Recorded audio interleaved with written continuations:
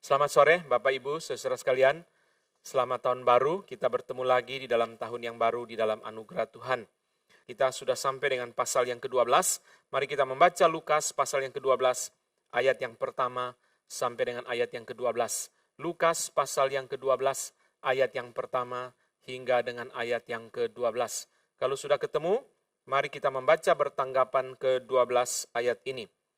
Lukas 12 ayat 1, sementara itu beribu-ribu orang banyak telah berkerumun sehingga mereka berdesak-desakan. Lalu Yesus mulai mengajar pertama-tama kepada murid-muridnya, katanya waspadalah terhadap ragi, yaitu kemunafikan orang Farisi.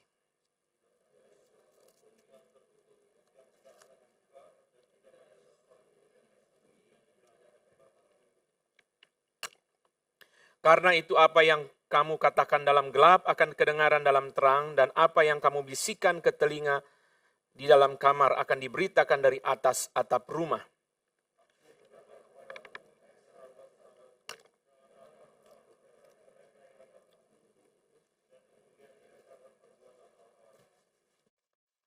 Aku akan menunjukkan kepada kamu siapakah yang harus kamu takut. Takutilah dia yang setelah membunuh mempunyai kuasa untuk melemparkan orang ke dalam neraka. Sesungguhnya aku berkata kepadamu, takutilah dia.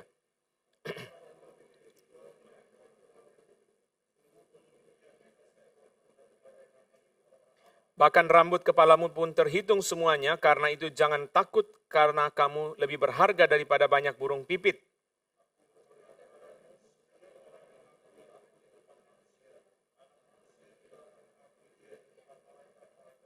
Tetapi barang siapa menyangkal aku di depan manusia, ia akan disangkal di depan malaikat-malaikat Allah.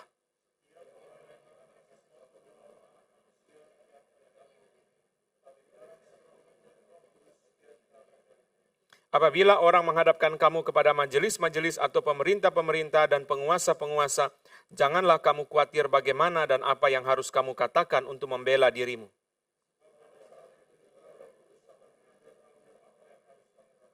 Saudara, Tuhan Yesus membangun argumentasi dengan sangat-sangat terapi di dalam 12 ayat ini, saudara, untuk menguatkan murid-murid, menguatkan kita semua, yaitu dengan satu tema, jangan takut bersaksi bagi nama Tuhan. Jangan takut bersaksi bagi nama Tuhan. Saya temukan ada 6 alasan. Ada 6 alasan di dalam 12 ayat ini. Ada 6 alasan kenapa kita jangan takut bersaksi bagi nama Tuhan. Mari kita mulai dari alasan yang pertama di dalam ayat pertama sampai dengan ayat yang ketiga.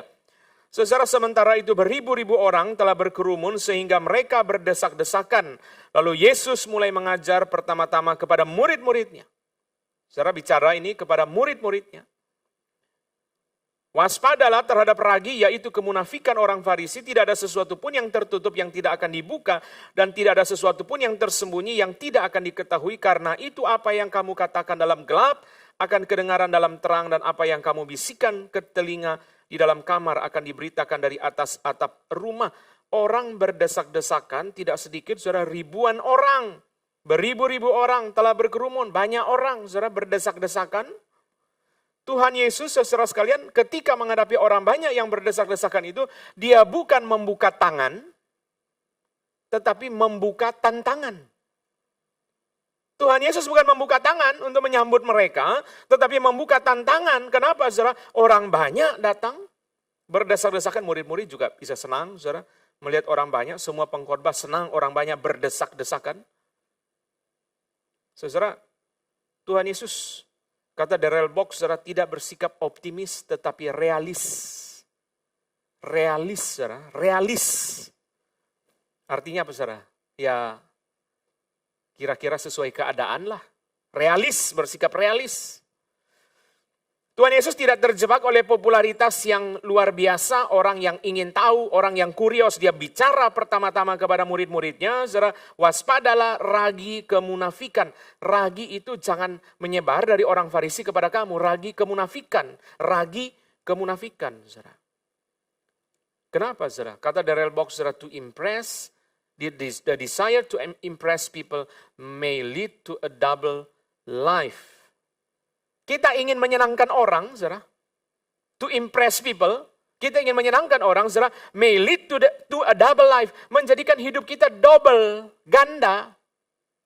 Kita ingin menyenangkan orang, saudara, kita tidak berani mengaku kepada dia bahwa kita orang percaya. Kalau saudara di tengah-tengah semua bukan orang percaya, cenderung kita menyembunyikan identitas kita. Bahkan kalau perlu, saudara, dia sodori rokok, kita terima. Karena di situ semua perokok, saudara. Kita nggak berani mengatakan saya tidak bisa. Kita nggak berani berkata saya orang percaya. Saya mengatakan kepada saudara bahwa tubuh itu bait roh. Kita tidak berani ngomong kepada mereka, saudara. Kalau kita ngomong di rumah tangga kenceng ngomongnya, tapi kepada mereka kita tidak berani ngomong, saudara. Ragi kemunafikan itu apa, saudara? The desire to impress people may lead to a double life. But a double life is destructive, empty lifestyle that ignores what God always sees. Apa maksudnya, saudara? Orang yang double, hidupnya double, saudara, muka belakang beda, itu double life, saudara, muka belakang beda. Saudara, dia itu hidupnya kosong, tidak mengingat Tuhan melihat dia. Double life itu maksudnya gimana, saudara? Di satu sisi dia Kristen, di sisi lain tidak berani ngaku dia Kristen. Tidak berani ngaku, saudara. Itu adalah karena untuk apa, saudara? Untuk menyenangkan orang. Gak berani ngaku, saudara, dia Kristen. Kemunafikan, itu disebut dengan kemunafikan. Kemunafikan itu berarti, saudara, antara hati dan kelakuan perkataan itu beda. Itu orang Farisi. Orang Farisi, Tuhan Yesus berkata mereka berdoa, mereka memberi sedekah, mereka berpuasa. Semua itu munafik, kata Yesus. Mereka berdoa bukan untuk menyembah Tuhan, untuk cari pujian. Mereka memberi sedekah bukan untuk tolong orang, tetapi untuk cari pujian. Saudara. Orang Farisi itu munafik. Jangan sampai ragi kemunafikan orang Farisi menyebar ke kamu. Itu maksudnya. Jangan sampai ragi kemunafikan orang Farisi itu menyebar ke tempat kamu. Apa itu, saudara? Contohnya. Contohnya Petrus. Nanti kita akan banyak bicara Petrus hari ini, saudara. Contohnya Petrus, saudara, ketika di depan hamba perempuan itu, hamba perempuan berkata, engkau bersama dengan Tuhan Yesus. Dia berkata apa? Aku tidak kenal orang itu, saudara. Coba hatimu jujur, kamu kenal gak? Kenal kan? Kamu bilang kamu gak kenal. Coba jujur, hatimu, kamu kenal gak? Saudara, bagaimana Tuhan Yesus mengingatkan murid-murid, saudara, ingat sesuatu yang tertutup akan dibuka, yang tersembunyi akan diketahui, yang dikatakan dalam gelap akan kedengaran, yang dibisikkan akan diberitakan. Artinya apa, saudara? Semua kemunafikan itu akan dibongkar. Misalnya gini, saudara. Orang, saudara, ya, kepada seorang cewek cantik, dia ngaku belum punya istri, padahal dia udah punya istri. Ini kemunafikan kan? Tuhan Yesus bilang, nanti besok dibongkar semua. Kamu sudah punya istri, tapi 7 kali kamu ngaku depan cewek bahwa kamu belum punya istri. Itu akan dibongkar semua. Jadi secara dosa kemunafikan itu akan dibuka, itu Tuhan Yesus katakan, saudara.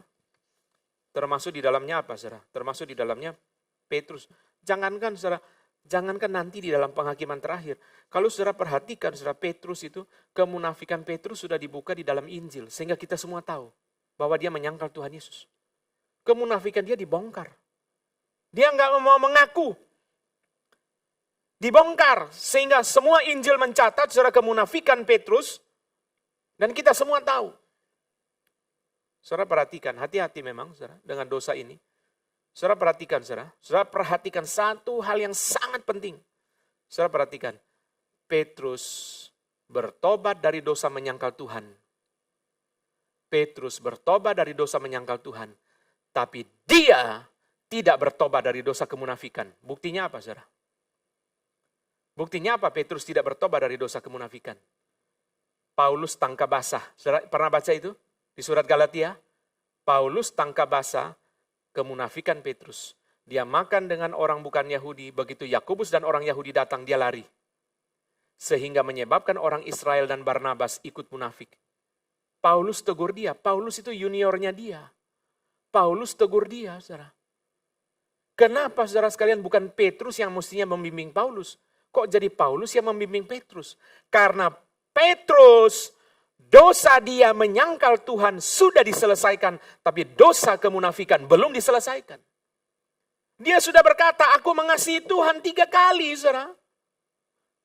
Sudah ada konfirmasi bahwa dia itu saudara sekalian mengasihi Tuhan. Bahkan Tuhan sudah memakai Petrus berkhotbah di hari Pentakosta dan 3.000 orang bertobat. Urusan menyangkal Tuhan sudah selesai. Selama ini saudara yang kita perhatikan dalam kehidupan Petrus adalah selalu kita berfokus kepada urusan menyangkal Tuhan. Saudara jarang berfokus kepada urusan kemunafikan. Bahwa apa saudara? Bahwa urusan menyangkal Tuhan sudah selesai, tapi kemunafikan sudah selesai belum? Belum. Maka dosa kemunafikan itu dia bawa terus sampai ditegur oleh Paulus. Saudara sekalian, kemunafikan itu apa saudara? Gak berani bersaksi. Gak berani mengaku saudara. Saudara sekalian jangan takut.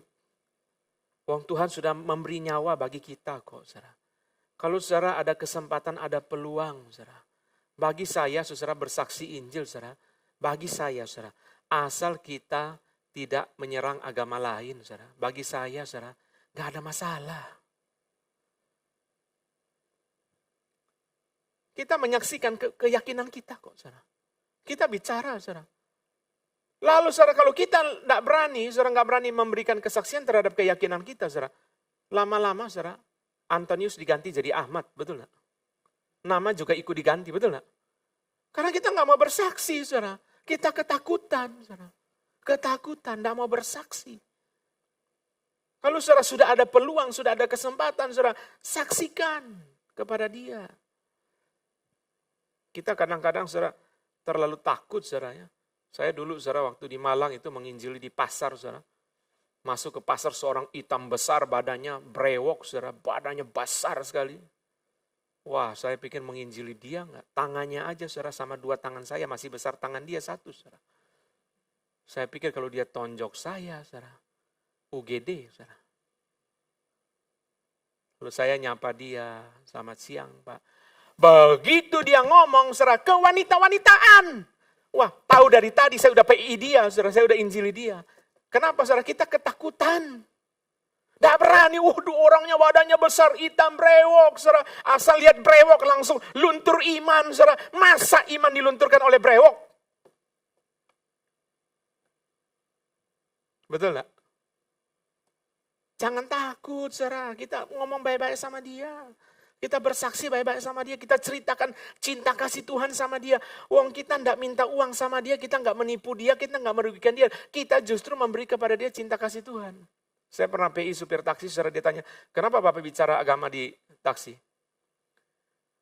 Saya bilang, Pak, kalau saya tahu rahasia obat kanker, Bapak mau dengar? Oh, saya mau Pak. Saya bilang rahasia obat kanker belum tentu saya sudah alami kanker dan sudah sembuh Pak. Cuma saya tahu rahasianya. Ini saya alami kankernya, dosanya, dan saya sudah disembuhkan, Pak. Ini bukan cuma saya tahu, saya sudah alami itu keselamatan dalam Yesus. Dia tidak bisa ngomong. Dia tidak bisa ngomong. Saudara, mari kita berhati-hati. Saudara, pertama Tuhan Yesus bicara soal ragi kemunafikan. Hati-hati ragi kemunafikan, saudara. Karena di dalam penghakiman terakhir semua kemunafikan itu akan dibongkar oleh Tuhan. Ini pertama. Kedua, alasan kedua. Jadi jangan takut bersaksi. Kenapa saudara? Orang takut bersaksi itu lama-lama jadi orang munafik seperti orang Farisi. Karena takut bersaksi saudara. Tidak serta-merta saudara kita itu bersaksi dengan cara yang ngawur saudara. Ada orang berkata, Pak doakan saya mau kesaksian. Saya tanya bagaimana caranya? Saya naik mikrolet dari sini ke rumah sakit Pak ya. Siapa saja saya ketemu langsung saya bilang, percaya Yesus masuk surga, tidak percaya masuk neraka. Saya bilang terakhir Bapak masuk kamar mayat. Kenapa dalam penginjilan itu ada persahabatan saudara? Orang yang menginjili pun banyak yang tidak tahu alasannya saudara. Orang yang training penginjilan pun banyak yang tidak ngerti alasannya. Kenapa dalam penginjilan harus ada persahabatan? Ya supaya enak Pak, masa langsung gitu? Salah. Kenapa dalam penginjilan ada persahabatan? Karena persahabatan adalah ekspresi bahwa Allah itu kasih. Saudara ngerti nggak?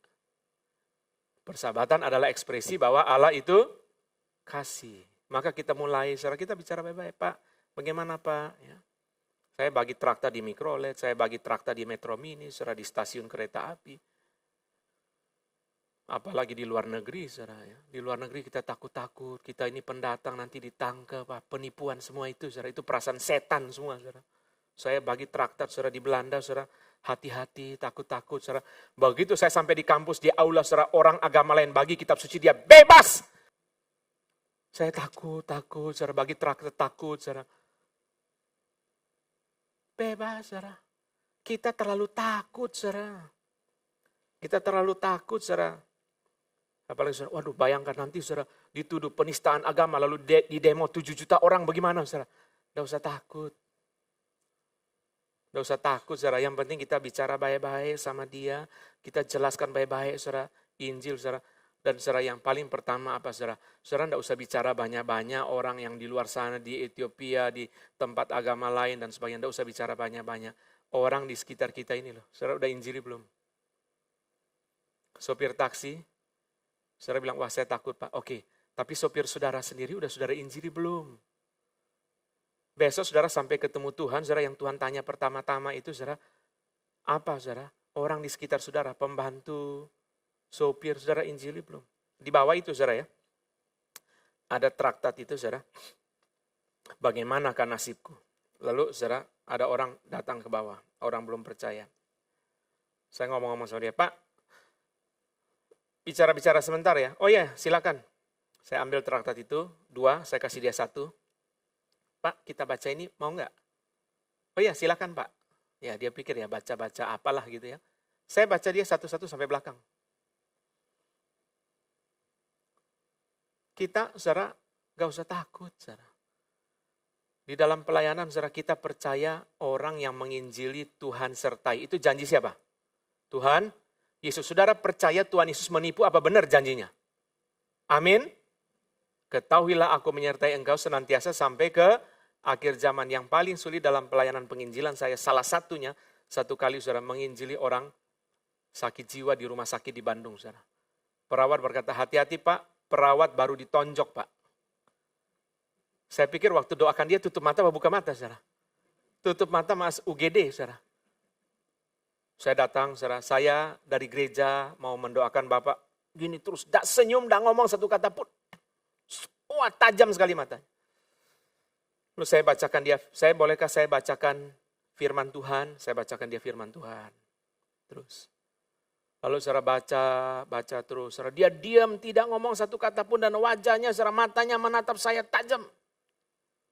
Selesai, saya tanya dia, mau percaya Tuhan Yesus? Tidak jawab, dia diam aja. Lalu saya tanya sekarang, mau didoakan Pak? Dia diam aja, ya saya doakan dia, saudara. Saya pikir doa tutup mata apa buka mata, saudara ya? Doa tutup mata apa buka mata, saudara? Lalu saudara, pikiran-pikiran nakal mulai muncul. Berdirilah di jarak yang lebih jauh dari jangkauan tangan dia, ya. Semua pikiran-pikiran itu muncul, saudara. Enggak usah takut, saudara. Berdoa aja, saya tenang. Dalam nama Tuhan Yesus, saya serahkan hidup saya. Apalagi ini di rumah sakit, saudara. Kalau ditonjok langsung ada penyelesaian. Kalau di hutan, saudara ya, kita ditonjok enggak ada penyelesaian. Ini kan di rumah sakit, dan paling masuk rumah sakit ada penyelesaian kok. Juga selesai doa enggak ada apa-apa, saudara. Kadang kita sudah terlalu takut, saudara. Semua cerita, bayangan ini, itu, saudara, itu semua pikiran kita yang setan pakai untuk membuat kita takut. Satu kali saya menginjili di rumah sakit, saudara, di Bangsal, besar. Orang Kristen, saudara. Saya bacakan dia traktat. Lalu, saudara, istrinya berkata gini, Pak, suami saya itu tuli, Pak. Jadi kalau Bapak mau bacakan firman Tuhan, tolong sekeras-kerasnya. Saya dalam hati puji Tuhan, karena satu kali KKR untuk satu Bangsal ini, saudara. Langsung saya baca traktat itu, bagaimanakah nasibku. Karena begitu besar Allah mengasihi dunia ini. Bagus Pak, ini baru jelas, kata istrinya. Perawat langsung datang, Pak, kenapa Pak? Kok ada teriak-teriak Pak, ada berantem? Istrinya yang jawab, bukan saya. Istrinya bilang, Pak, enggak Pak, suami saya tuli Pak. Enggak kedengaran, biar begini baru jelas. Tapi satu Bangsal itu termasuk perawat semua dengar Injil sampai selesai. Bukan permintaan kita, saudara. Saudara sekalian, ini yang pertama. Mari kita lihat ayat 4 dan 5. Jangan takut kepada yang membunuh tubuh. Aku berkata kepadamu, hai sahabat-sahabatku, janganlah kamu takut terhadap mereka yang dapat membunuh tubuh dan kemudian tidak dapat berbuat apa-apa lagi. Aku akan menunjukkan kepada kamu siapakah yang harus kamu takuti. Takutilah dia yang setelah membunuh tubuh mempunyai kuasa untuk melemparkan orang ke dalam neraka. Sesungguhnya aku berkata kepadamu, takutilah dia. Tuhan Yesus berkata, hai sahabat-sahabatku. Dia memanggil murid-murid sahabat. Sahabat itu apa? Saudara, Joel Green memberikan 3 istilah saudara, atau 3 definisi sahabat. Saudara. Pertama, saudara, yang namanya sahabat itu shared enemies. Musuh bersama. Sahabat, saudara, politik itu koalisi. Kenapa, saudara? Karena musuh bersama. Musuhnya bersama. Yang kedua, saudara, shared faith, nasib yang sama. Yang ketiga, saudara, shared knowledge, pengetahuan yang sama. Musuh yang sama, nasib yang sama, pengetahuan yang sama, itu namanya sahabat. Saudara, kita bersahabat artinya apa, saudara? Menghadapi kesulitan yang sama, menghadapi musuh yang sama, menghadapi atau memiliki pengetahuan, pemahaman yang sama. Maka Tuhan Yesus mau berkata, kalau kamu mau menjadi sahabatku, maka mari kita hadapi yang sama. Aku tidak takut, kamu juga jangan takut. Tapi sahabat bukan hanya itu, saudara. Kata Howard Marshall, saudara, sahabat itu saudara berbicara tentang sacred, bicara entrusted secrets, bicara mengenai rahasia-rahasia yang dipercayakan. Itu sahabat, saudara, ada rahasia. Tuhan Yesus bicara rahasia kepada mereka. Rahasianya apa? Jangan takut kepada yang berkuasa membunuh tubuh, tapi tidak berkuasa melemparkan jiwa ke dalam neraka. Jangan takut, saudara. Orang yang bisa membunuh tubuh itu ada kuasa, tetapi tidak maha kuasa. Orang yang bisa membunuh tubuh ada kuasa, tetapi tidak maha kuasa. Virus corona bisa membunuh tubuh, tetapi virus corona tidak bisa melemparkan jiwa ke dalam neraka. Amin. Ini kita mesti jelas, saudara. Virus corona ada kuasa. Kuasanya apa? Membunuh tubuh. Juga tidak semua, saudara, orangnya. Kadang-kadang kita juga, saya lihat banyak ketakutan. Saudara. Memang saudara, awal mula semua takut, saudara, karena barang baru kita tidak paham. Tapi berjalannya waktu kita makin paham, saudara, kita makin tidak takut, saudara. Ada seorang mengatakan, saudara, seorang teman mengatakan, dalam pengalaman dia, saudara, menghadapi begitu banyak OTG, saudara. OTG tidak begitu gampang menulari orang, saudara. Tidak berarti kita sembarangan, bukan, saudara. Kita tanggung jawab, saudara. Cuma kita jangan sampai ketakutan juga. Kalau saudara kita ketemu dengan orang OTG, saudara tidak sampai 15 menit, berjarak cukup, masker tetap, saudara. Tidak segitu gampang langsung. Saudara jangan bayangkan ketemu orang OTG, saudara ketemu, hai, langsung ketularan, saudara. Ya. Virusnya, saudara, nggak serajin itulah, saudara ya.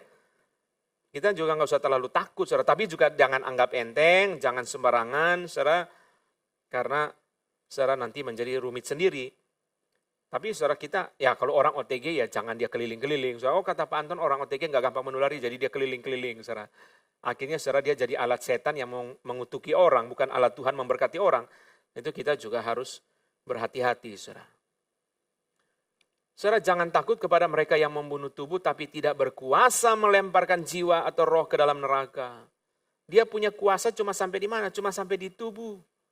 Kata Howard Marshall, saudara, dia tidak touch the essential of human life. Wah, ini bagus sekali kalimat ini. Orang itu bisa membunuh tubuh, tapi dia tidak bisa touch jiwa kita. Berarti dia tidak bisa menyentuh, saudara, the essential of human life.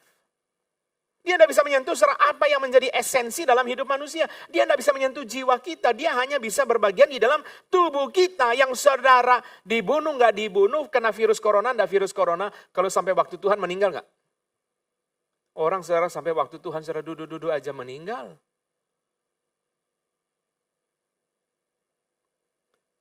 Bukan karena virus corona. Saudara. Orang ada yang stres sampai meninggal. Saya seumur hidup baru dengar satu kali. Saudara. Stres sampai meninggal. Saudara. Saya belum pernah. Dicek saudara bukan virus corona. Saudara. Masih muda. Tapi karena tertekan jiwanya saudara. Sampai meninggal. Ya mungkin karena stres, tidak mau makan. Tidak bisa tidur, saudara. Jadi saudara jangan kira saudara bahwa ada juga faktor yang lain yang juga tidak kalah sederhana. Jangan takut kepada dia yang membunuh tubuh. Dia bukan Tuhan, dia tidak bisa melemparkan kita kepada neraka, saudara. Mari kita buka Ibrani 11:27. Ibrani 11:27. Mari kita buka. Setiap kali saudara buka ayat, saudara buka. Saudara buka, karena firman Tuhan sangat memberkati kita. Ibrani 11:27, saudara. Terjemahan Indonesia kurang begitu tepat. Tapi saya akan perlihatkan kepada saudara terjemahan bahasa Inggris yang jauh lebih tepat. Ibrani 11 27, karena iman maka ia telah Musa ya, iman maka Musa telah meninggalkan Mesir dengan tidak takut akan murka raja. Ia bertahan sama seperti ia melihat dia yang tidak kelihatan. Terjemahannya bukan apa, saudara, dia. ESV, English Standard Version, saudara. By faith he left Egypt, not being afraid of the anger of the king, for he endured as seeing him who is invisible. Melihat dia, ini terjemahnya keliru, saudara. Bukan apa. Ia bertahan sama seperti ia melihat dia yang tidak kelihatan. Saya sebut ini sebagai paradoks keberanian. Apa artinya paradoks keberanian? Paradoks keberanian artinya, saudara, orang itu berani kepada manusia karena dia takut kepada Tuhan. Itu namanya paradoks keberanian. Kenapa dia berani kepada manusia? Karena dia takut kepada Tuhan. Dia melihat Tuhan, saudara. Saudara, Musa tidak takut kepada murka Firaun karena dia melihat Tuhan yang tidak kelihatan. Kenapa orang itu berani? Karena saudara, pada saat dia berani, dia sedang takut kepada yang lain. Contohnya, saudara ya, orang yang kakinya sakit, jalan saudara pelan-pelan, saudara. Lalu saudara di jalan berbatu-batu, saudara, dia pakai sepatu pelan-pelan, saudara. Begitu ada anjing galak, saudara, lepas sepatu langsung lari, betul nggak? Loh, tadi kaki sakit enggak jadi. Karena takut dia kepada anjing, mengalahkan ketakutan dia kepada sakit kaki dan jalan batu-batu, saudara.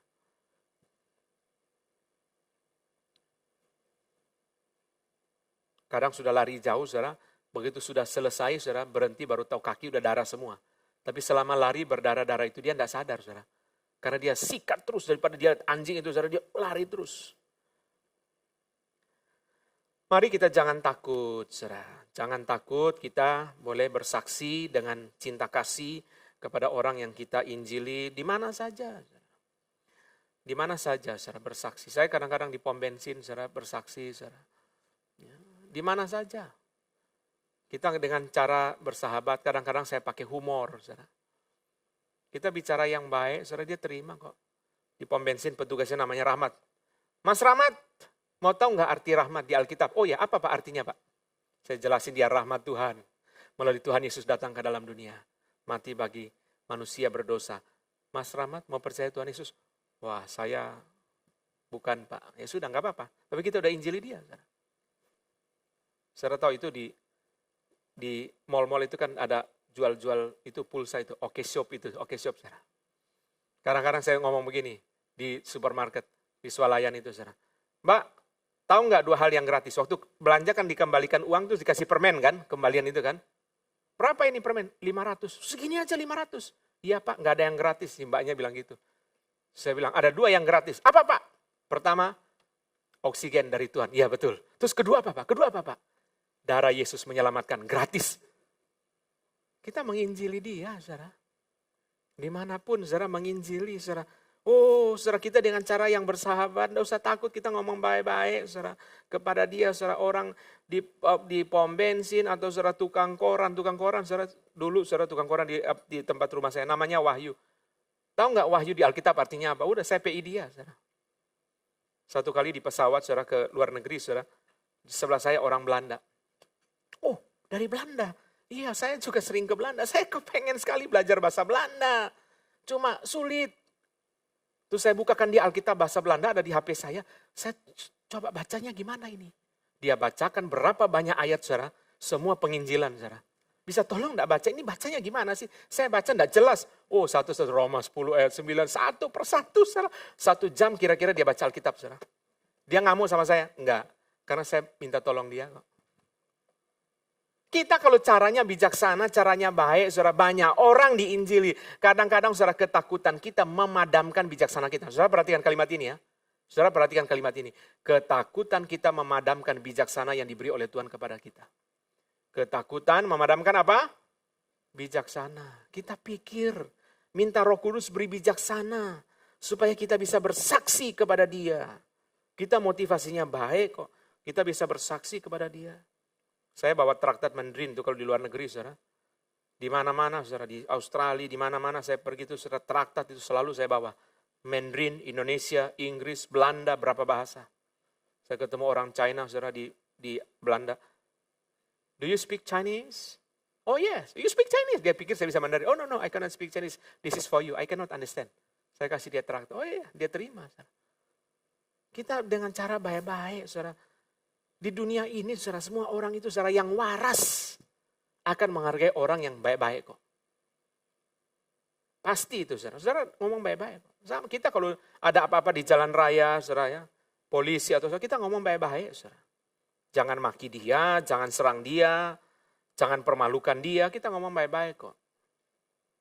Tentu saudara itu dengan bijaksana yang Tuhan beri. Mari kita lanjut, alasan ayat yang ke-6 dan ke-7. Alasan ketiga, bukankah burung pipit dijual 5 ekor 2 duit? Sungguh pun demikian tidak seekor pun daripadanya yang dilupakan Allah. Bahkan rambut kepala pun terhitung semuanya. Karena itu jangan takut karena kamu lebih berharga daripada banyak burung pipit. Argumen ini namanya argumen a fortiori. A fortiori. Dalam logika, dalam studi logika disebut sebagai argumen a fortiori. A fortiori itu begini, saudara, yang kurang berharga saja diperhatikan oleh Tuhan, apalagi yang sangat berharga. Yang kurang berharga saja diperhatikan oleh Tuhan. Burung pipit berapa harganya? 1/16 dinar. 1 dinar itu kerja 1 hari dapat 1 dinar.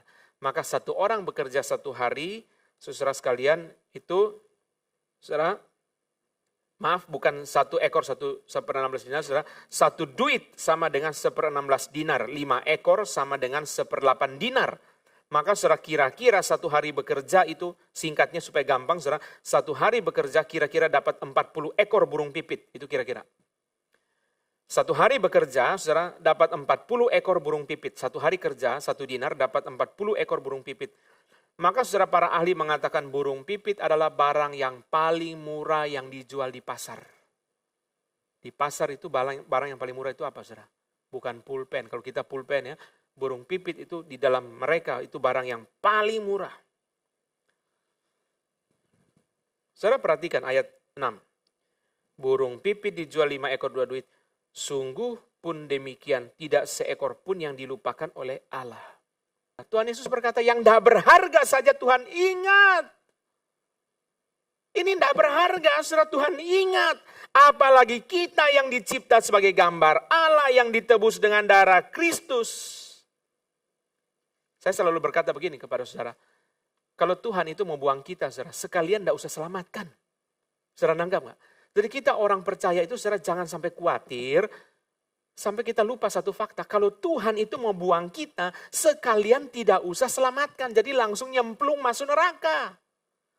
Kalau Tuhan sudah bayar saudara mahal-mahal, berarti apa, saudara? Tuhan mau memperhatikan. Kalau Tuhan tidak memperhatikan, sekalian tidak usah diselamatkan, saudara. Itu keyakinan ini, saudara, selalu menghibur saya. Iya ya, kalau Tuhan tidak mau perhatikan kita ya, sekalian tidak usah diselamatkan kok. Untuk apa darah anaknya dikorbankan? Terus setelah itu, saudara, setelah dibeli digeletak, no, saudara. Untuk apa dibeli mahal-mahal terus dibiarin? Dibeli mahal-mahal, saudara. Kalau memang tidak mau diperhatikan, sekaligus sejak awal tidak diselamatkan. Sama, Tuhan Yesus juga bicara helai rambut, saudara. Ayat 7. Rambut kepalamu pun terhitung semuanya. Saudara, kita ini, saudara ya, setiap pagi mandi, rambut kita rontok berapa helai. Ada yang hitung enggak? Tidak berharga, saudara, rambut itu.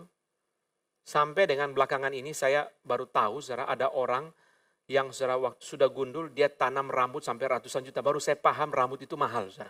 Sebelumnya saya tidak paham, saudara.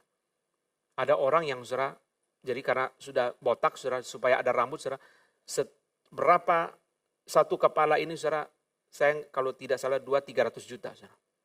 Untuk tanam satu-satu, saudara, sehingga jadi rambut itu. Bukan rambut palsu ya, rambut beneran. Tapi sebelum itu, saudara, kita paham. Rambut itu tidak ada nilainya. Sampai sekarang pun, saudara, nggak ada orang yang pergi ke tukang cukur, setelah cukur rambut. Pak, serambutnya mau saya bawa pulang, Pak. Nggak ada, saudara. Saudara lihat di sini. Rambutmu di kepalamu pun terhitung semuanya. Karena itu jangan takut karena kamu lebih berharga daripada banyak burung pipit. Jangan takut. Tuhan pelihara, saudara.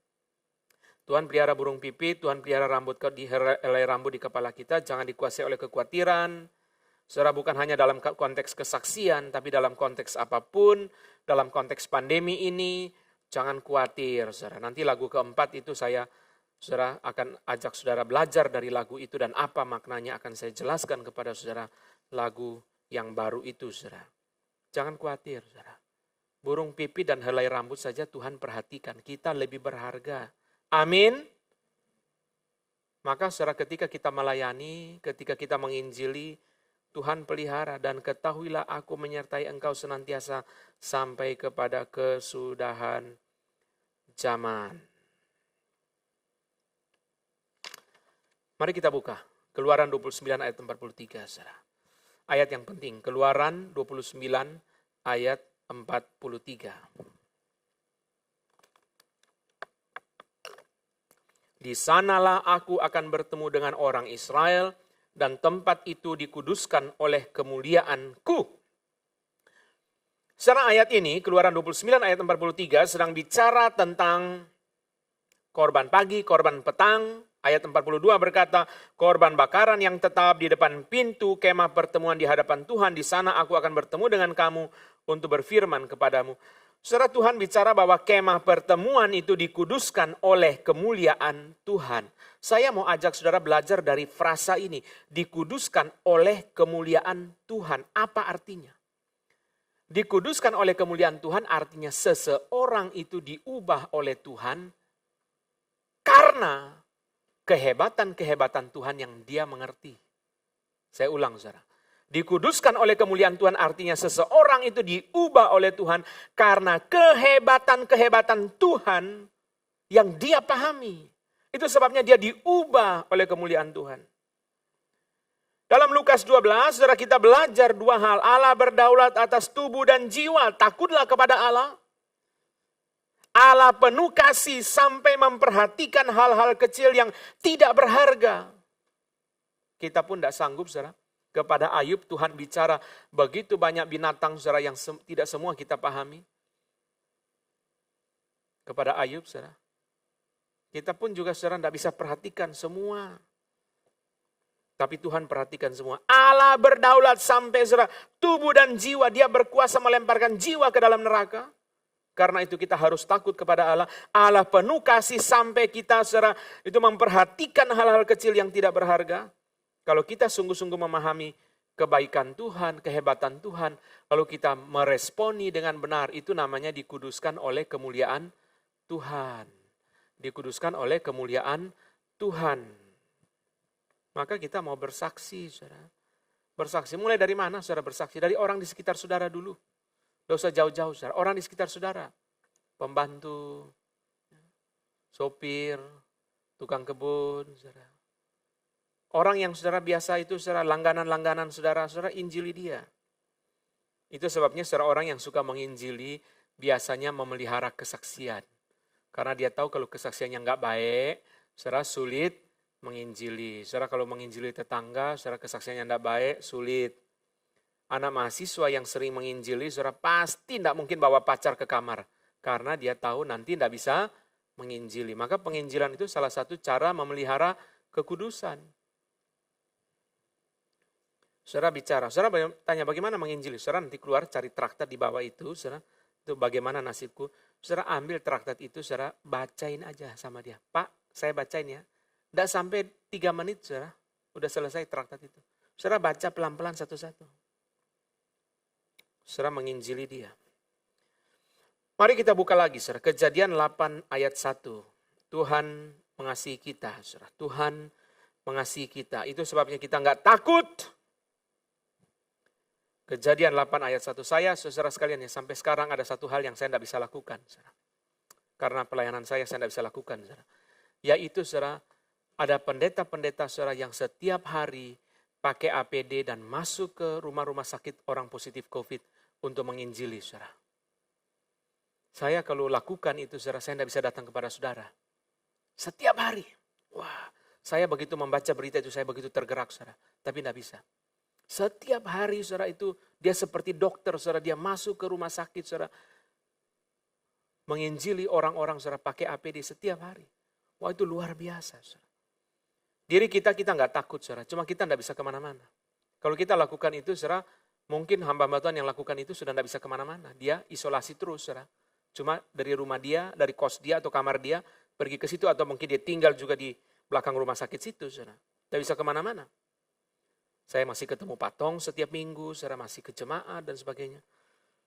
Tapi itu pelayanan yang sungguh, saudara, harus doakan hamba-hamba Tuhan seperti itu setiap hari. Setiap hari, saudara. Kejadian 8 ayat 1, mari kita bacakan. Mari kita baca Kejadian 8 ayat 1. Maka Allah, 1, 2, 3. Maka Allah mengingat Nuh dan segala binatang liar dan segala ternak yang bersama-sama dengan dia dalam batra itu. Allah membuat angin menghembus melalui bumi sehingga air itu turun. Kalau Tuhan tidak mengingat Nuh, bahwa Nuh ada dalam batra, saudara, maka air akan habis, bahan makanan akan habis, dan mereka akan saling makan-memakan seperti film Life of Pi. Saudara ingat itu ya, Richard Parker, harimau itu sama si Pi di atas sekoci itu, saudara, harimau itu makan zebra, makan kera sampai habis. Binatang-binatang itu sudah dimakan. Kalau Tuhan tidak mengingat Nuh dan menghentikan air bah, mengeringkan, saudara, Nuh akan kehabisan air. Saudara, diceritakan kepada kita, saudara, bagaimana Nuh punya cara bertahan hidup di atas batra, saudara. Saya kagum, saudara, sungguh kagum.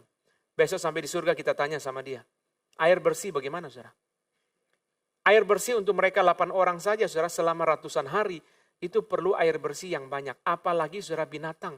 Kuda minum berapa banyak, saudara? Saudara kasih kuda 1 gelas. Jerigen kuda itu, saudara. Saudara bayangkan, sapi, gajah, saudara, gajah sedot. Kalau saya Nuh, saudara, saya bikin lubang kecil di pinggir batra, dia suruh gajah sedot air laut langsung, saudara. Ya. Gak usah sedot air minum, langsung keluarin balalai, sedot sebebas-bebasnya. Gimana, saudara, bisa? Wah, itu luar biasa, saudara. Saya sampai hari ini masih kagum dan kagum bagaimana Tuhan memelihara Nuh. Dia bawa binatang cadangan enggak? Kalau cuma sepasang, makannya apa, saudara? Vegetarian. Vegetarian cara tanamnya bagaimana? Rumit ya? Saudara tahu ya, Tuhan tuh luar biasa ya. Sekarang kan cuma boleh sepasang. Kalau sepasang, saudara, makan satu berarti berhenti keturunan kan? Kan satu diambil kan? Sekarang kalau enggak boleh makan, saudara, lalu makan apa? Kalau vegetarian, tumbuhannya di mana? Dari mana ada tumbuhan? Nuh mancing di laut, saudara, mancing. Wah, rumit sekali, saudara. Itu sebabnya saya pernah berkata kepada saudara, saya percaya, saudara, Nuh pertama kali makan itu telur ceplok, saudara. Karena, saudara, telur itu banyak kan, begitu keluar, saudara, diambil 8, ya. Semua makan, dan, saudara, telur itu, saudara, wah, gampang, saudara, ada terus, saudara. Karena dia bunuh binatang, habis. Telur ada terus, jadi bisa, saudara, bisa ada terus, saudara. Saudara sekalian, ini semua luar biasa. Tuhan pelihara Nuh. Saudara, pertanyaannya begini, kenapa Tuhan tidak habisi Nuh sekalian? 8 orang tok. Tadi dalam renungan itu, saudara, ya, kita bilang, mendengarkan, saudara, cuma 8 orang tok. Sekalian dihabisi semua, mulai yang baru. Itu sebabnya, saudara, eskatologi Alkitab itu bukan eskatologi anihilisasi, saudara. Tapi eskatologi transformatif. Langit dan bumi yang baru itu bukan langit dan bumi yang dibinasakan, lalu cipta ulang, tetapi langit dan bumi yang diubah dari langit dan bumi yang ada sekarang. Itu namanya eskatologi transformatif, bukan anihilisasi, saudara. Kenapa, saudara, dalam kasus Nuh Tuhan tidak anihilisasi? Sudah habisi semua sekalian, Nuh mulai baru, cipta yang baru. Tuhan ingat kepada Nuh, saudara, Tuhan pelihara dia. Mari kita kembali kepada Kejadian 8 ayat 18. Mari kita lihat, saudara, Kejadian 8 ayat 18. Lalu keluarlah Nuh bersama-sama dengan anak-anaknya dan istrinya dan istri anak-anaknya. Nuh keluar, ayat 18, ayat 20. Lalu Nuh mendirikan mezbah bagi Tuhan dari segala binatang yang tidak haram dan dari segala burung yang tidak haram diambilnya beberapa ekor. Lalu ia mempersembahkan korban bakaran di atas mezbah itu. Nuh keluar di ayat 18, dan keluar ayat 19, keluar binatang-binatang. Ayat 20 berkata Nuh mendirikan mezbah. Hal pertama yang dia lakukan ketika dia keluar adalah dia ingat kepada Tuhan. Tuhan ingat kepada Nuh di atas bahtera pada waktu dia mengalami kesulitan. Ketika dia lepas dari kesulitan, hal pertama yang dilakukan adalah ingat kepada Tuhan. Banyak kita saudara waktu sulit Tuhan ingat, waktu senang kita lupa Tuhan, kurang ajar. Betul enggak? Banyak orang saudara ketika sulit Tuhan ingat sama dia, tapi ketika dia senang dia tidak ingat kepada Tuhan. Ada contohnya di Alkitab enggak? Ada. Mari kita lihat Kejadian 40 ayat 23. Ini bukan bicara Tuhan, tapi bicara Yusuf. Kejadian 40 ayat 23. Mari kita lihat. Kejadian 40 ayat 23. Tetapi Yusuf tidaklah diingat oleh kepala juru minuman itu, melainkan dilupakannya. Sebagaimana kepala juru minuman setelah diberkati dia lupa kepada Yusuf. Demikian pula banyak orang Kristen setelah diberkati lupa kepada Tuhan. Nuh ketika dia keluar, saudara, hal pertama yang dia lakukan dirikan mezbah. Dia tidak lakukan yang lain. Banyak kita saudara ya, begitu dapat berkat saudara, hal pertama yang dilakukan bukan berdoa, WA, Facebook. Kalau Nuh zaman sekarang saudara, maka begitu keluar langsung dia foto, selfie, posting. Sudah kering loh ya. Nuh saudara tidak lakukan apapun saudara, dia tidak cari makanan. Wah aku sudah kepengen singkong rebus. Karena di atas kapal nggak ada saudara. Hal pertama yang dia lakukan adalah dirikan mezbah. Begitu dia keluar dia ingat kepada Tuhan. Waktu di atas bahtera Tuhan ingat kepada dia.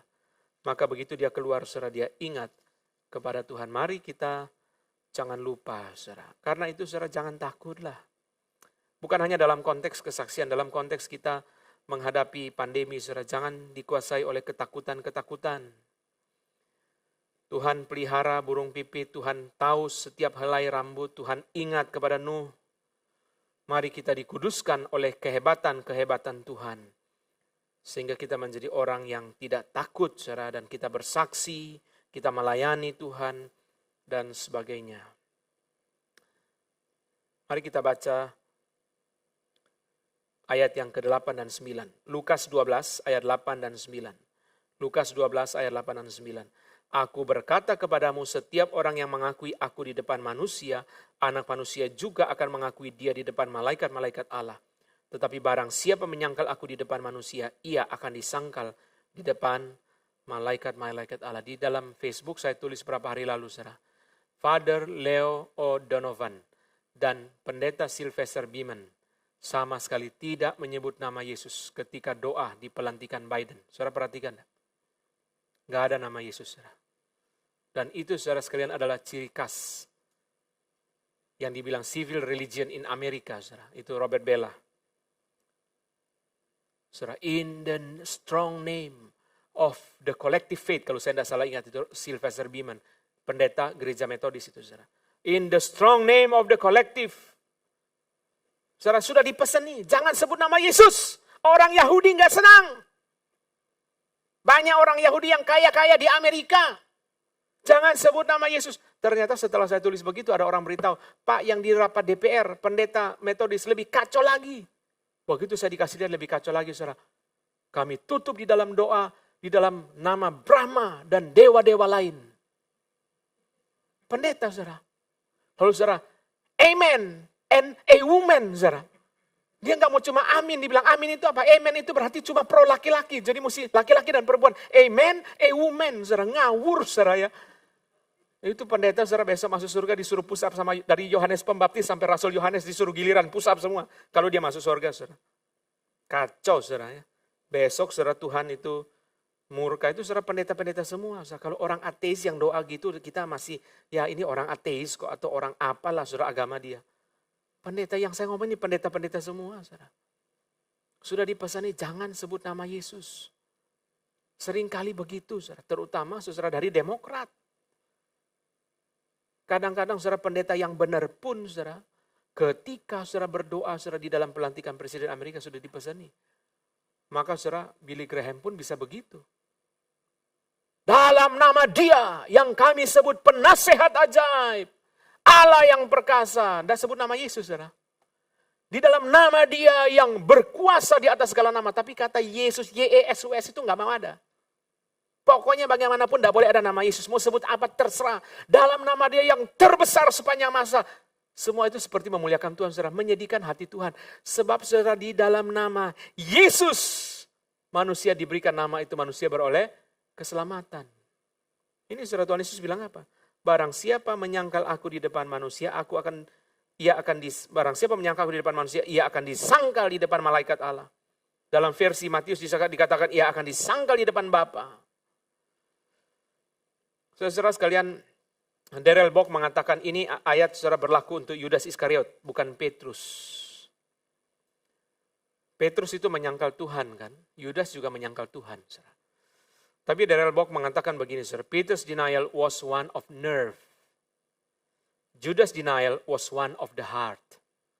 Penyangkalan Petrus itu keluar dari nervous, gugup dia. Penyangkalan Yudas itu keluar dari hati. Saya mau bandingkan penyangkalan Yudas dengan penyangkalan Petrus di sini, saudara.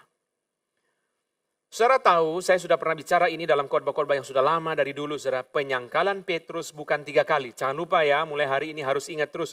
Penyangkalan Petrus bukan 3 kali saja. Penyangkalan Petrus 3 peristiwa, dan peristiwa yang ketiga dia menyangkal 3 kali. Jadi yang kita tahu semua itu adalah peristiwa ketiga. Mari kita lihat satu persatu. Matius 16. Penyangkalan peristiwa pertama. Penyangkalan peristiwa pertama. Matius 16. Matius 16, Tuhan Yesus diakui oleh Petrus sebagai Mesias, anak Allah yang hidup, itu ayat 16. Ayat 21 Tuhan Yesus berkata bahwa ia harus menanggung banyak penderitaan lalu dibunuh dan dibangkitkan pada hari ketiga, itu ayat 21. Ayat 16 Tuhan Yesus diakui sebagai Mesias, anak Allah yang hidup. Ayat 21 Tuhan Yesus berkata ia harus menanggung banyak penderitaan, dibunuh dan sebagainya. Ayat 22, mari kita lihat ayat 22, Matius 16 ayat 22. Tetapi Petrus menarik Yesus ke samping dan menegur dia, katanya, Tuhan, kiranya Allah menjauhkan hal itu sekali-kali tak akan menimpa engkau. Tuhan sudah bilang dia akan dibunuh. Petrus bilang tidak akan terjadi. Penyangkalan peristiwa pertama 1 kalimat. Penyangkalan peristiwa pertama berapa kalimat? 1 kalimat. Matius 26. Penyangkalan peristiwa kedua. Penyangkalan peristiwa kedua. Matius 26. Ayat 31-32. Saudara kalau dengar khotbah di gereja ini, saudara, kalau saudara inginnya firman, saudara pasti puas. Pasti puas. Kalau saudara maunya firman. Kecuali saudara maunya yang lain. Saudara. Ayat 31 dan 32. Matius 26 ayat 31 dan 32. Maka berkatalah Yesus kepada mereka, malam ini kamu semua akan tergoncang imanmu karena aku. Sebab ada tertulis, aku akan membunuh gembala dan kawanan domba itu akan tercerai-berai. Akan tetapi sesudah aku bangkit, aku akan mendahului kamu ke Galilea. Ayat 33. Petrus menjawabnya, biarpun mereka semua tergoncang imannya karena engkau, aku sekali-kali tidak. Yesus sudah bilang semua tergoncang. Dia bilang apa? Saya enggak. Berarti dia menyangkal kalimat Yesus kan? Kan Yesus bilang semua. Dia bilang saya enggak. Ayat 34. Yesus berkata kepadanya, aku berkata kepadamu sesungguhnya malam ini sebelum ayam berkokok engkau telah menyangkal aku 3 kali. Jelas ya? Sangat jelas kan? Dia bilang apa saudara? Sekalipun aku harus mati bersama-sama engkau, aku tak akan menyangkal engkau. Loh Yesus, saudara lihat ya, apa yang peristiwa kedua, 2 kalimat. Yesus bilang semua tergoncang iman karena aku. Petrus bilang saya enggak. Yesus bilang kau menyangkal aku. Petrus bilang enggak. 2 kalimat. Saudara. Peristiwa pertama 1 kalimat. Peristiwa kedua 2 kalimat. Apa problemnya? Saudara, problemnya Petrus tidak rendah hati. Kalau Petrus rendah hati dan mengaku Tuhan, saya ini lemah, Tuhan tolong saya. Tuhan kasihani saya Tuhan. Dia tidak akan jatuh dalam dosa. Tapi karena Petrus merasa mampu. Yesus sudah jelas-jelas bilang kamu tergoncang, kamu menyangkal. Harusnya dia berlutut Tuhan tolong. Malah dia nantang saudara, sampai mati. Saudara Yesus buktikan 2 hal. 2 hal yang Yesus buktikan. Pertama, kamu bilang sampai mati, aku buktikan. Kalimatmu tidak akan bertahan sampai bertahun-tahun, berpuluh-puluh tahun. Kalimatmu tidak sampai berapa jam sudah lenyap. Aku sampai mati bersama dengan engkau. Oh, enggak usah tunggu berhari-hari, berbulan-bulan, berminggu-minggu, bertahun-tahun. Enggak usah. Berapa jam? Segera menyangkal. Maka Yesus berkata apa? Ayam berkokok. Kenapa ayam berkokok, saudara? Ayam berkokok tanda fajar belum menyingsing. As soon as possible, you will deny me. You will forget your words. As soon as possible. Dia janji itu malam hari. Yesus berkata segera, sebelum pagi datang, kau sudah menyangkal. Kedua, Petrus menyangkal di tangan siapa? Ayat 69, saudara. Seorang hamba, ayat 69, hamba apa? Perempuan. Cuma hamba perempuan. Petrus bukan menyangkal di tangan imam kepala, orang Farisi, ahli Taurat, prajurit Romawi, imam kepala. Cuma hamba perempuan. Baru hamba perempuan sudah goncang iman. Yuk katanya mau mati bagiku, mana? Tuhan buktikan, saudara. Saudara lihat ayat 70, Matius 26 ayat 70. Tetapi ia menyangkal di depan semua orang, katanya, aku tidak tahu apa yang kau maksud. Ayat 70. Menyangkal di depan semua orang. Ayat 72. Dan ia menyangkal pula dengan bersumpah. Ayat 74. Maka mulailah Petrus mengutuk dan bersumpah. Makin lama makin lembut atau makin keras? Makin lembut atau makin keras? Pertama menyangkal doang. Kedua menyangkal ditambah sumpah. Kali ketiga sudah nggak ada kata menyangkal lagi. Bersumpah dan mengutuk. Makin lama makin keras. Peristiwa yang ketiga, 3 kalimat. Peristiwa pertama menyangkal 1 kalimat. Peristiwa kedua, 2 kalimat. Peristiwa ketiga, 3 kalimat. Mari kita buka Lukas 22. Ya. Saya jarang-jarang datang ke Semarang. Jadi kalau datang korbannya lebih panjang. Gak apa-apa. Ya. Karena itu dirapel jatah bulanan. Ya. Jadi puji Tuhan. Mestinya, oh kok panjang ya khotbahnya, saudara ya. Karena cuma sebulan sekali saudara datang. Jadi saya persiapan sampai banyak saudara. Supaya saudara kenyang, nah pulang nanti ketemu lagi bulan depan. Saudara. Ayat 61 dan 62, Lukas 22. Mari kita lihat rahasia pemulihan Petrus. Banyak orang lupa saudara rahasia ini. Rahasia pemulihan Petrus ada di mana? Mari saudara buka, saudara lihat. Lukas 22 ayat 61-62. Mari kita buka suara baca sama-sama. Lukas 22 ayat 61-62. 1, 2, 3. Lalu berpalinglah Tuhan memandang Petrus. Maka teringatlah Petrus bahwa Tuhan telah berkata kepadanya, sebelum ayam berkokok pada hari ini, engkau telah 3 kali menyangkal aku. Lalu ia pergi keluar dan menangis dengan sedihnya. Nanti saya akan bandingkan dengan Yudas. Saudara perhatikan baik-baik poin ini. 2 rahasia pemulihan Petrus. Pertama, Tuhan memandang dia. Tuhan memandang dia itu adalah tanda Tuhan mencintai dia. Tuhan memandang dia adalah tanda apa? Tuhan mencintai. Kan sudah gagal. Sudah menyakiti. Waktu Petrus menyangkal itu di depan mata Tuhan. Saudara. Kalau orang sudah melukai kita, saudara, kita tidak pernah kasih mata kita lihat dia lagi. Saudara. Ketemu di pesta, kita buang muka. Orang Jawa bilang melengos. Saudara. Kita tidak akan pernah lihat dia lagi. Karena dia sudah melukai kita, saudara. Kita tidak akan melihat dia. Kenapa Tuhan memandang Petrus, saudara? Mata Tuhan, ada penafsir berkata Tuhan Yesus memandang dalam kondisi berdarah-darah setelah dianiaya. Dia dengan mata yang penuh cinta kasih melihat kepada Petrus. Saudara perhatikan ya, ini nanti nggak ada di Yudas. Loh. Saudara sadar hal ini? Tuhan Yesus tidak memandang Yudas ketika dia menjual Tuhan. Saudara hari ini banyak hal yang saudara baru tahu. Saudara perhatikan dengan baik-baik. Rahasia pertama apa? Tuhan memandang. Itu cinta kasih Tuhan. Tuhan lihat dia. Anak yang gagal, anak yang salah, anak yang jatuh. Tapi Tuhan memandang dia. Mata Tuhan penuh dengan cinta kasih memandang dia. Kunci yang kedua apa saudara? Maka teringatlah Petrus. Petrus teringat kepada janji dia atau kepada kalimat Tuhan? Petrus teringat kepada apa? Janji dia atau kepada kalimat Tuhan? Biasanya orang yang berkhianat akan teringat kepada janji dia. Saudara anggap gak? Orang biasa berkhianat, misalnya suami yang berkhianat sama istri, dia akan teringat, kalau dia sadar, dia akan teringat janji dia di pemberkatan. Saudara nangkap ya? Tapi waktu itu saudara, saya percaya ini pekerjaan Roh Kudus, karena Petrus bukan teringat kepada janji dia, tapi Petrus teringat kepada firman Tuhan. Itu kunci pemulihan, firman Tuhan.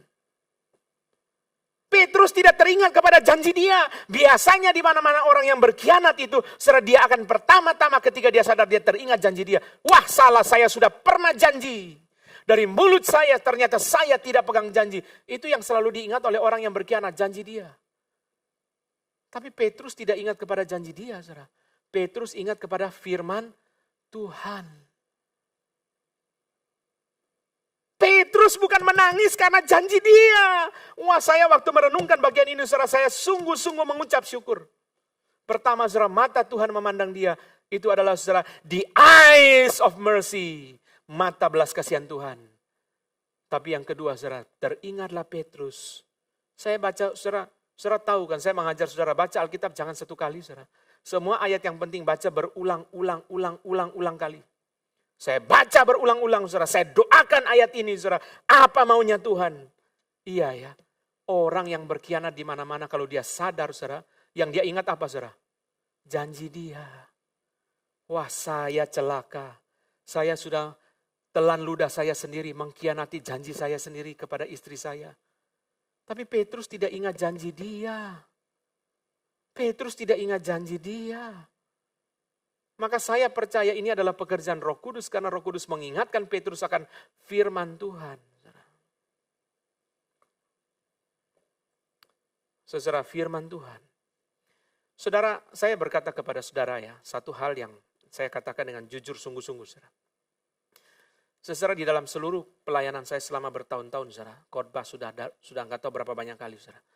Salah satu khotbah yang paling bagus menurut saya sendiri, itu adalah kemuliaan Yesus sebagai pintu. Saudara mesti dengar. Saya dengar berulang-ulang khotbah itu, saudara. Nanti saudara cari di Kebon Jeruk punya YouTube itu.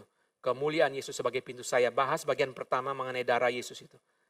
Saya sampai pikir saya tidak rasa saya itu yang khotbah, saudara. Firman Tuhan begitu memberkati. Saya dengar sendiri masih merinding sendiri, saudara. Seperti saya jemaat, saudara. Karena darah Yesus, saudara. Itu, saudara, cinta kasih Tuhan itu, saudara, di mana? Darah Yesus. Waktu Tuhan Yesus melihat Petrus di dalam kondisi berdarah-darah, menggambarkan cinta dia kepada Petrus. Dan kemudian Petrus teringat akan firman Tuhan. Heran ya, kok Petrus bukan ingat janji dia? Kok ingatnya firman Tuhan, saudara? Ini pekerjaan Roh Kudus, inilah dua kunci pemulihan. Pertama, Tuhan memandang. Kedua, dia ingat akan firman Tuhan. Mari kita bandingkan dengan Yudas Iskariot, saudara. Matius 27, mari kita buka. Saudara lihat Yudas, salahnya di mana? Saya mau perlihatkan saudara bagaimana Petrus dipulihkan, bagaimana Yudas itu akhirnya hancur. Salahnya di mana? Mari kita lihat, saudara. Matius 27. Saudara, perbandingan ini belum pernah, saudara, saya khotbahkan di dalam gereja ini. Saudara. Juga belum pernah dikhotbahkan di Kebun Jeruk. Perbandingan ini. Matius 27 ayat 1. Ketika hari mulai siang, semua imam kepala dan tua-tua bangsa Yahudi berkumpul dan mengambil keputusan untuk membunuh Yesus. Mereka membelenggu dia, lalu membawanya dan menyerahkannya kepada Pilatus, wali negeri itu. Pada waktu Yudas yang menyerahkan dia melihat bahwa Yesus telah dijatuhi hukuman mati, maka menyesallah ia, lalu ia mengembalikan yang 30 perak itu kepada imam-imam kepala dan tua-tua dan berkata, aku telah berdosa karena menyerahkan darah orang yang tak bersalah. Tetapi jawab mereka, apa urusan kami dengan itu urusanmu sendiri. Maka ia melemparkan uang perak itu ke dalam bait suci lalu pergi dari situ dan menggantung diri. Saudara perhatikan, mulai dengan persamaan dulu. Petrus pergi keluar dan menangis. Yudas Iskariot juga pergi keluar dan gantung diri. Saudara lihat, sama. Petrus pergi keluar lalu apa? Menangis. Yudas Iskariot juga pergi keluar lalu apa, saudara? Gantung diri. Sama loh. Heran ya, sama, saudara. Setelah berdosa, saudara sama-sama pergi keluar. Yudas pergi keluar. Petrus juga pergi keluar. Heran. Saya waktu baca serah heran. Lalu pergi dari situ. Loh kok pergi keluar, saudara? Sama. Yudas setelah bicara dengan imam kepala, saudara, dia pergi dari situ. Dia pergi keluar. Apa salahnya Yudas, saudara? Saudara perhatikan ayat ketiga, saudara. Ayat ketiga. Pada waktu Yudas yang menyerahkan dia melihat bahwa Yesus telah dijatuhi hukuman mati. Bukan Tuhan memandang Yudas, tapi Yudas yang memandang Tuhan. Ini pertama, saudara. Kalau Petrus setelah berdosa Tuhan memandang dia, Yudas setelah berdosa dia yang memandang Tuhan. Pertama. Kedua, ayat 4. Matius 27 ayat 4. Dan berkata, aku telah berdosa karena menyerahkan darah orang yang tak bersalah. Bukankah perkataan Yudas benar? Ini perkataan bagus, saudara. Aku telah berdosa karena menyerahkan darah orang yang tak bersalah. Dia menyesal. Dia menyesal, kata-kata dia benar. Aku telah berdosa karena menyerahkan darah orang yang tak bersalah. Dalam kata-kata Yudas Iskariot tidak ada satu kata pun yang salah. Semua ini benar. Aku telah berdosa karena menyerahkan darah orang yang tak bersalah. Benar semua. Salahnya di mana? Salahnya di mana, saudara? Kalau tadi pada Petrus, saudara lihat. Pada Petrus, saudara, Tuhan memandang firman Tuhan. Semua dari atas, saudara. Pada Yudas Iskariot, saudara, dia melihat Tuhan dan berkata. Kata-kata dia bukan kata-kata Tuhan. Itu sebabnya saudara perhatikan. Ketika ada penyesalan sekalipun saudara. Tapi tanpa dari atas. Hancur saudara. Semua kelihatan baik pada manusia berdosa. Tapi kalau bukan dari atas. Bukan Tuhan memandang. Bukan firman Tuhan. Hancurlah Yudas. Bagi saya saudara ini gambaran agama. Ini gambaran psikologi saudara. Kalimat dia bagus. Aku telah berdosa menyerahkan darah orang bersalah. Bagus. Saudara. Tapi tidak ada dari atas. Tidak ada firman Tuhan. Tidak ada anugerah Tuhan. Tidak ada cinta Tuhan. Tidak ada pandangan Tuhan. Yudas yang memandang Tuhan. Bukan Tuhan memandang dia. Saudara. Dia memandang Tuhan. Bukan firman Tuhan. Tetapi kata-kata Yudas. Itu sebabnya salahlah gereja. Saudara, yang menekankan pujian. Bukan menekankan firman. Saudara mengerti ya? Salahlah gereja yang menekankan apa, saudara, pujian, nyanyi sampai capek, waktu khotbah saudara pada ngantuk semua. Saudara, kata-kata manusia saudara itu hebat, tetapi saudara yang penting itu firman. Yang tidak ada pada Yudas adalah pandangan Yesus dan firman Tuhan. Ini yang tidak ada pada Yudas, dia memandang Yesus. Bagus tak orang memandang Yesus? Bagus kan? Tapi itu pandangan manusia berdosa, saudara.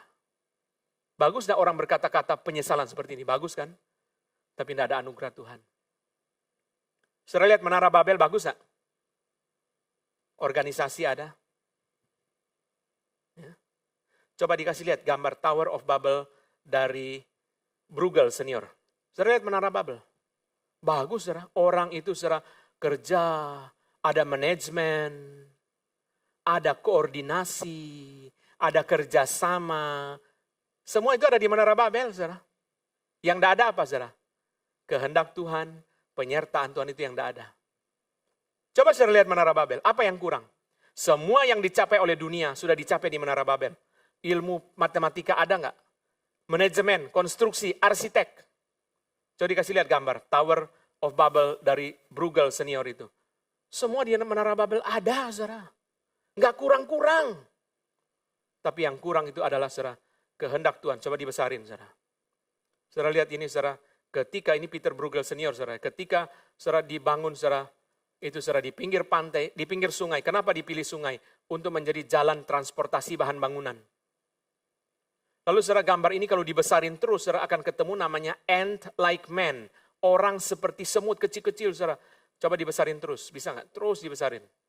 Saudara ketemu, saudara sekalian itu, apa namanya itu saudara, itu konstruksi. Ada konstruksi di situ. Tapi Bruegel sengaja kasih lihat menara ini, lurus atau miring saudara? Yang dipikir manusia baik ternyata celaka saudara. Kalau saudara lihat lukisan itu sampai detail saudara, itu saudara konstruksi mereka pakai saudara peralatan yang dibangun dengan kayu untuk membangun menara ini saudara. Saudara dibangun, saudara manusia begitu banyak. Saudara bisa koordinasi orang sebegitu banyak untuk bangun ini perlu manajemen enggak? Gak gampang loh saudara. Tenaga kerja berapa ribu yang bangun Menara Babel saudara. Semua ada, manajemen ada, matematika ada, fisika ada, saudara. Kimia juga ada, arsitektur ada, saudara. Sipil ada. Teknik mesin ada, semua ada. Yang kurang apa, saudara? Kehendak Allah dan penyertaan Tuhan. Saudara lihat itu. Coba dibesarin terus, saudara. Bisa nggak? Masih bisa nggak? Nanti saudara lihat sendiri gambar itu, saudara. Semua itu ada, saudara lihat. Terus naikin ke atas coba. Saudara lihat itu, saudara. Konstruksi, struktur. Wah, sengaja dibuka sama Bruegel, saudara. Nanti orang Jepang, saudara, itu ada lukisan orang Jepang, dia lukis terbalik dari dalam, saudara. Untuk kasih lihat kerumitan yang dari dalam, saudara. Mereka bagaimana bangun, saudara. Pemilihan lokasi saja mereka sudah pikir, gimana transportasi bahan bangunan bisa sampai ke situ. Transportasi orang, bagaimana bisa sampai ke situ lewat sungai. Sebab dulu belum ada mobil, saudara. Tapi sudah ada perahu. Semua itu begitu rumit. Ada tangga, ada peralatan, saudara. Yang kurang apa, saudara? Penyertaan Tuhan dan kehendak Tuhan. Mari kita lihat lagi dua bagian, saudara. Masih bandingkan Yudas dan Petrus. Saudara sekalian, Lukas 22. Mari kita kembali ke Lukas 22. Dua bagian ini tidak panjang sebelum kita akhiri dengan bagian kelima dan bagian yang keenam. Lukas 22, saudara, ayat 3. Maka masuklah iblis ke dalam Yudas yang bernama Iskariot, seorang dari ke-12 murid itu. Lukas 22 ayat 31-32. Simon, Simon, lihat iblis menuntut untuk menampi kamu seperti gandum, tetapi aku telah berdoa untuk engkau supaya imanmu jangan gugur. Dan engkau, jika engkau sudah insaf, kuatkanlah saudara-saudaramu. Iblis masuk ke dalam diri Yudas, tapi pada Petrus iblis bekerja dari luar. Pada Yudas iblis masuk ke dalam. Pada Petrus iblis menuntut Tuhan untuk menampi Petrus dari luar. Yang terakhir dari perbandingan Yudas dan Petrus, apa yang terakhir? Yang terakhir, saudara, perhatikan satu hal. Yohanes berkata kepada kita dalam Yohanes 12, Yudas Iskariot itu orang yang pura-pura, saudara. Kita harus memuji Tuhan untuk Rasul Yohanes, karena Tuhan beri kepada dia firman Tuhan yang membongkar kesalahan daripada Yudas. Yohanes 12 ayat 6, hal itu dikatakannya bukan karena ia memperhatikan nasib orang-orang miskin, melainkan karena ia adalah seorang pencuri. Ia sering mengambil uang yang disimpan dalam kas yang dipegangnya. Yudas adalah seorang pencuri. Berarti dia berpura-pura. Saya perhatikan, terakhir ini, perbandingan Yudas dan Petrus. Saya perhatikan, apa problemnya? Petrus, dia angkuh, dia salah, tapi Petrus sejak permulaan, dia sungguh-sungguh salah. Yudas itu pura-pura. Itu sebabnya saya percaya satu hal. Orang yang sungguh-sungguh, meskipun dia banyak kelemahan, Tuhan pelihara. Amin. Orang yang sungguh-sungguh, meskipun dia banyak kelemahan, Tuhan pelihara. Yudas, saudara, dia pura-pura. Yohanes yang bilang, dia bukan memperhatikan orang miskin, dia pencuri. Petrus tidak, sejak penyangkalan peristiwa pertama. Kenapa saya ajak saudara baca itu? Saya mau perlihatkan dia sungguh-sungguh. Dia salah doktrin, dia salah konsep, dia salah, saudara sekalian, di dalam kesombongan, dia banyak salahnya. Tapi Petrus tidak pura-pura. Ketika dia berkata, saya sampai mati, dia sungguh-sungguh, saudara. Dia tidak pura-pura. Dia sungguh-sungguh. Cuma salah, saudara. Cuma salah, tapi dia sungguh-sungguh. Itu sebabnya, saudara, menjadi pelajaran yang sangat berharga bagi kita. Kesungguhan itu penting, saudara. Di situ kita tahu Petrus itu memang orang yang diselamatkan, saudara. Yudas itu tidak. Mari kita kembali ke Lukas 12. Tinggal dua bagian yang tidak panjang untuk mengakhiri khotbah yang panjang hari ini, saudara. Mari kita lihat Lukas 12 ayat 10.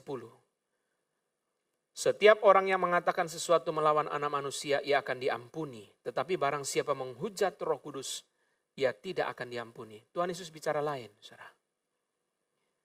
Di dalam bagian-bagian lain, menghujat Roh Kudus artinya ketika Yesus melayani dengan kuasa Roh Kudus, mereka anggap itu kuasa setan. Itu artinya menghujat Roh Kudus. Orang Yahudi sudah tahu bahwa pelayanan yang diberkati Tuhan itu pelayanan yang disertai Roh Kudus. Mereka sudah tahu. Ketika Yesus mengusir setan dengan kuasa Roh Kudus, mereka bilang itu Beelzebul. Yesus berkata itu menghujat Roh Kudus. Tapi di sini bukan, saudara. Lain definisinya. Di sini apa definisinya, saudara? Darrell Bock mengatakan, saudara, permanent decision of rejection. Dibandingkan dengan menghujat anak manusia, instant rejection. Maksudnya begini, saudara. Orang yang menghina Yesus dan menghina Roh Kudus, bedanya apa? Menghujat anak manusia adalah penolakan sementara. Tapi menghujat Roh Kudus artinya penolakan permanen. Itu sebabnya dosanya tidak terampuni. Ada nggak orang melakukan itu? Ada. Ada orang di dunia ini yang mengambil keputusan sampai mati tidak akan terima Yesus. Ketika dia melakukan itu namanya menghujat Roh Kudus. Maka Yesus mau mengingatkan, kalau kita orang percaya yang ada Roh Kudus, jangan sampai menyangkal Tuhan. Jangan sampai tidak mengakui iman.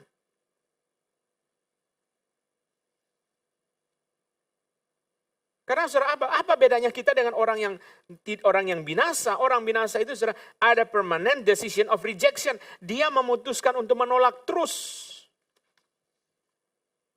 Kita enggak, saudara. Kita mau mengakui Tuhan. Kita mau mengakui Tuhan kita melalui kesaksian hidup kita dan perkataan kita. Yang terakhir, saudara, ayat 11 dan 12. Apabila orang menghadapkan kamu pada majelis-majelis atau kepada pemerintah-pemerintah dan penguasa-penguasa, janganlah kamu khawatir bagaimana dan apa yang harus kamu katakan untuk membela dirimu. Sebab pada saat itu juga Roh Kudus akan mengajar kamu apa yang kamu katakan. Sudah jelas, saudara. Roh Kudus mengajar. Saudara William Hendriksen mengatakan, saudara, Roh Kudus akan saudara mengajar dengan cara yang efektif, illumining the mind, mencerahkan pikiran, sharpening the power of speech, membentuk bagaimana cara kita bicara. Roh Kudus saudara menolong, betul nggak? Betul. Sungguh betul. Benar nggak? Ini benar. Ketika orang percaya dalam pelayanan, dalam penginjilan, dalam serangan, kritikan, seringkali saudara, Roh Kudus menolong, membukakan kepada orang percaya bagaimana jawab. Maka saudara, kita mesti minta kepada Tuhan. Tuhan bimbing saya, jangan bersandar pengalaman kita, saudara.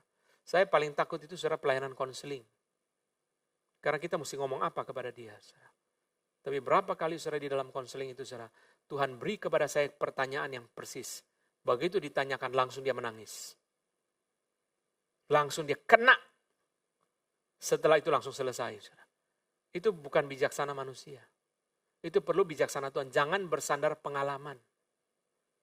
Mari kita bersandar kepada Tuhan. Kiranya Tuhan memberkati kita. Mari kita berdiri. Kita mengakhiri firman Tuhan di dalam doa. Tuhan, kami bersyukur untuk firman Tuhan yang panjang hari ini. Kiranya Tuhan yang memberkati kami dengan seluruh kelimpahan firman. Memberanikan kami untuk bersaksi. Mulai dengan kesaksian hidup kami yang baik.